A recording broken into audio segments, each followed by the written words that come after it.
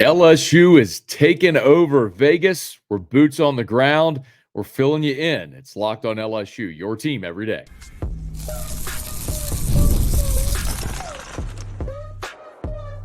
You are Locked on LSU, your daily podcast on the LSU Tigers. Part of the Locked On Podcast Network, your team every day.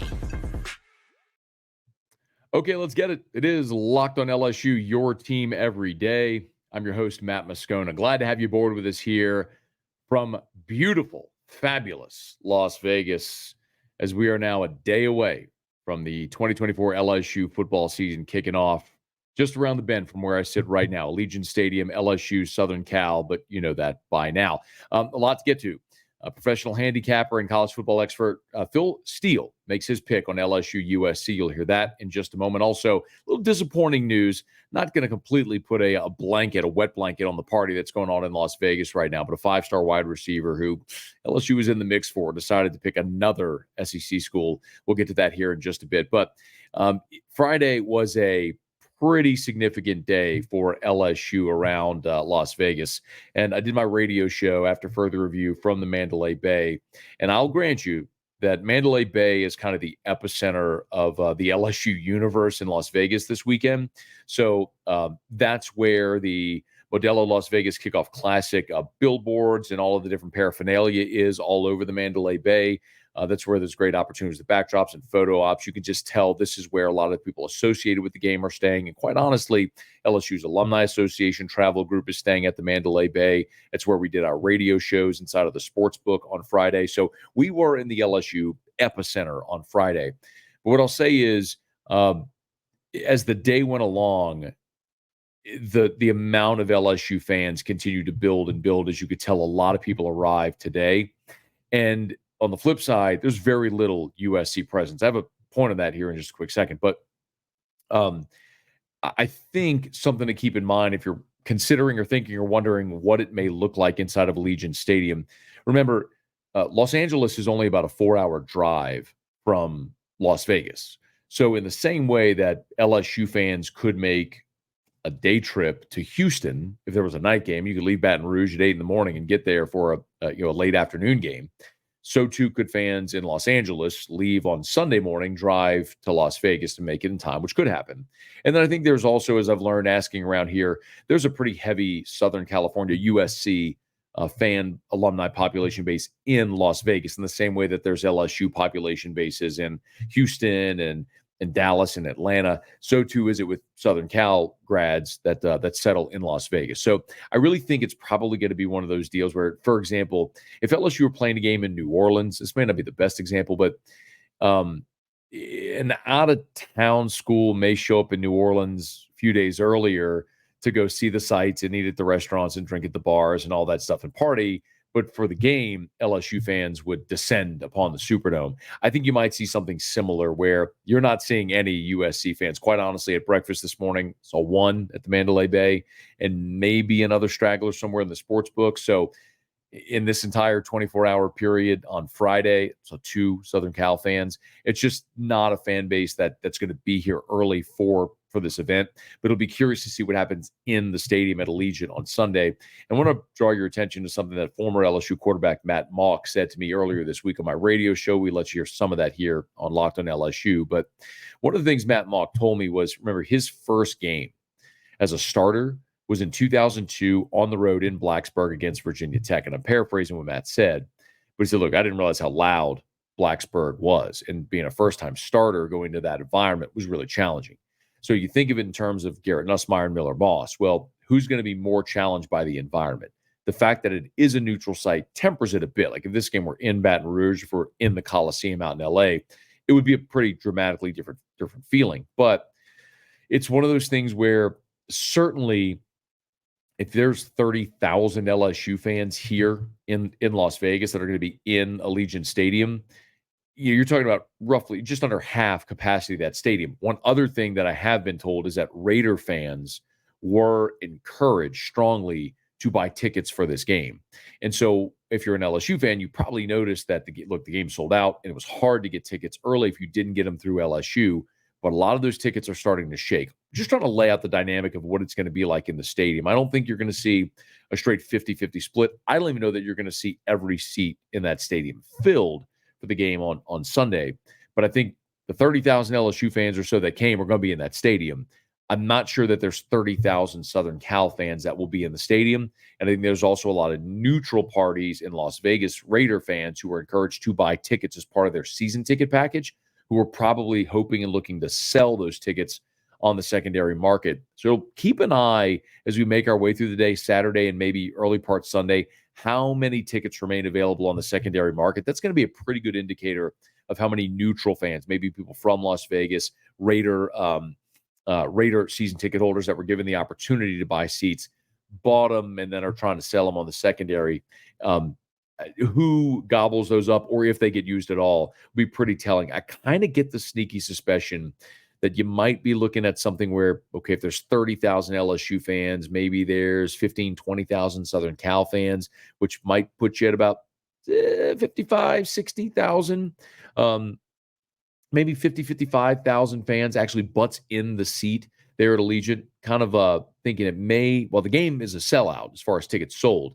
It may not be at capacity, and that may benefit a guy like Garrett Nussmeier starting on the road here in what wouldn't be necessarily the most raucous environment. Remember, also something to keep in mind, the new helmet comm situation where the offensive coordinator and the defense coordinators are calling plays into the quarterback and the defensive captain's helmet. And so if you don't have a major loud crowd, that limits that variable there, that new variable for the play call going to the helmet comp. So just something worth keeping in mind there. Listen, I'm going to give you my full preview and prediction on the episode that'll publish Sunday morning. So make sure you're subscribed. You're going to want to hear that before kickoff. So I'll get you that. But Phil Steele, college football expert. If you love college football, you've been reading Phil Steele's preview magazine for more than 2 decades, certainly up 3 decades, I guess. Phil Steele, I have a chance to visit with him every Friday. He gave me his final preview and prediction for LSU-USC. You're going to hear that in just a quick second. And a smidge of disappointing news for LSU as a 5-star wide receiver they had a hat on the table for, decided to go a different route. But we'll talk about that coming up here in just a second. It's Locked on LSU, your team every day.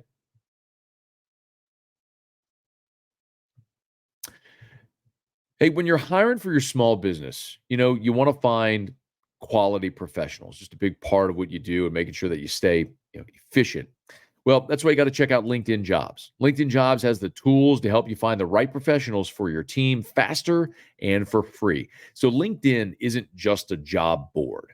LinkedIn helps you hire professionals that you can't find anywhere else, even those who aren't actively searching for a new job, but might be open to the perfect role if it were to present itself.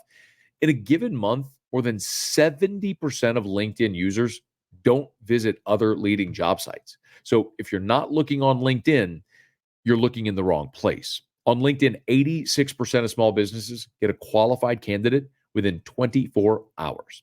Hire professionals like a professional on LinkedIn. Post your job for free at linkedin.com/lockedoncollege. That's linkedin.com/lockedoncollege to post your job for free. Terms and conditions apply. And hey, look, talking about the game coming up on Sunday at Allegiant Stadium. If you're making your way to Las Vegas without tickets, man, you have got to check out Game Time. If you've not downloaded the free Game Time app yet, what are you doing?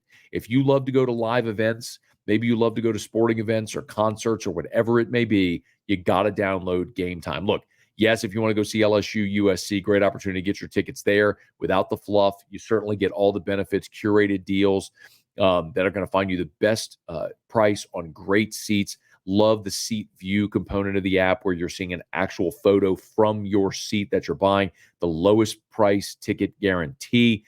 Game Time will credit you 110% of the difference. You can learn more at the Game Time app. And look, if you're in Las Vegas, you're going to make a long weekend out of it with obviously with LSU-USC. Game Time is a 50% off Labor Day offer for Diamondbacks and Dodgers. You can get all the details at the app. It's Game Time. So here's what you do. Take the guesswork out of buying tickets with Game Time. Download the Game Time app, create an account, and use the code LOCKEDONCollege for $20 off your first purchase. And terms apply. create an account, redeem with the code Locked On College. That's LOCKEDONCOLLEGE for $20 off. Download Game Time today. What time is it? Game time. So, well, I got to hit this first. My apologies. Have the chance to visit with Phil Steele every Friday during football season, and been doing that for years now. And Phil's awesome. And if you're new to this show, you can count on every Saturday after I visit with Phil Steele on Friday, you'll get to hear Phil's prediction on my radio show after further review right here on Locked on LSU as well. So if you miss it there. And I asked Phil his preview and prediction for LSU-USC. Here's what he said. This is going to be one of those great games to watch this year because, as you mentioned, I mean, both teams lose Heisman Trophy quarterbacks. Both had below-average defenses last year, and I think both will actually have above-average defenses this year. For LSU, I love the hire of Blake Baker, and they have a ton of talent on the defensive side of the ball. I think they had more talent defensively than USC had last year, and they're going to get the most out of it. And they're also going to run the football a little bit more. With USC, Lincoln Riley always has a great quarterback. Miller Moss had 6 touchdowns in the bowl game. I think he'll be great. Defensively, they bring in Danton Lynn from UCLA. Last year when he went into UCLA, they cut it by 100 yards per game. I think he can have a similar impact here. Brought over a couple of UCLA starters with them and some other starters as well. They brought in a ton of transfers. So I think USC and LSU both have above average defenses this year. So probably my best play would be the fact that it's going to be a tight game going down the wire. I probably lean with the under because everybody looks at last year and thinks over. And I think there might be a little value on the under, but I think it's going to be a great game. I see LSU escaping with the win, but I do think it's going to be a close one. So 2 professional handicappers on the show the last 2 days. Lee Sterling of Paramount Sports liked LSU big, 35-24, double digits. And Phil Steele liked LSU in a close one with a lean toward the under. I'm kind of in the same boat as Phil. I think this is a close game. I do lean toward the under, as we've talked about. 2 improved defenses, LSU's desire to run the football. I think we are absolutely I would lean, I should say, toward the under in the game and probably eyeing a pretty close game on Sunday night. But I'll give you my final preview and score prediction on Sunday's episode. It will be a special game day episode of Locked on LSU. Hey, one quick note before we get out of here.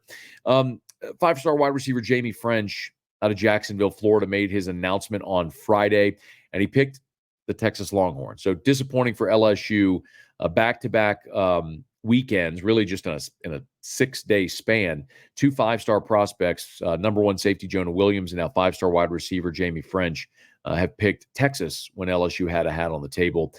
Disappointing, no doubt. And one of the things with Ffrench, as we've discussed, his mother is from the Felicianas, attended Southern University. So LSU, obviously, with receivers, has an awful lot to offer, just a great track record as well.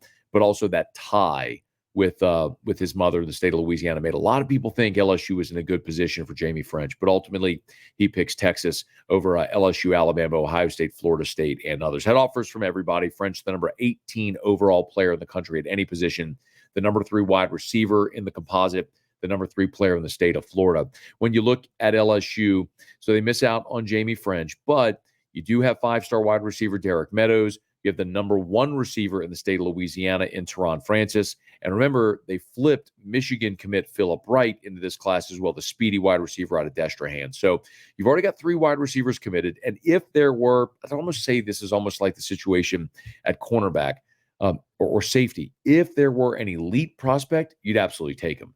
Like Jabari Antoine at corner. If you could flip Jabari Antoine out of New Iberia Westgate, you take him. But I don't know you're necessarily pounding the pavement looking for another one. Probably the same at receiver. If there's a big-time prospect out there who's interested in LSU, certainly you take a look. But if not, you'd probably be really good with the 3 you got. So LSU misses out on Jaime Ffrench, but the class right now still in fantastic shape. 25 commits for LSU, probably going to settle somewhere in that 28 to 30 range as far as the high school prospects, and no doubt will do work in the portal as well. As remember, scholarship roster limits for next year go up to 105. So you're adding 20 scholarship players for next year's roster. So it's going to be an inflated number from what you'd normally see. But apparently Jaime Ffrench won't be part of that class. But not going to let that dampen the weekend as LSU kicking off the season against USC at Allegiant Stadium right here in Las Vegas where we are. And I'm fired up to be here and bringing you this coverage from Sin City. So Make sure that you're subscribed if you haven't done so yet on your favorite podcast app. Rate us, leave a review. If you're on YouTube, smash that like button, subscribe to the channel, hit the bell so you're notified whenever we post a new video. And be sure to let a friend know that if they love the Tigers, y'all, it's football season. You better be here. Locked on LSU, your team every day.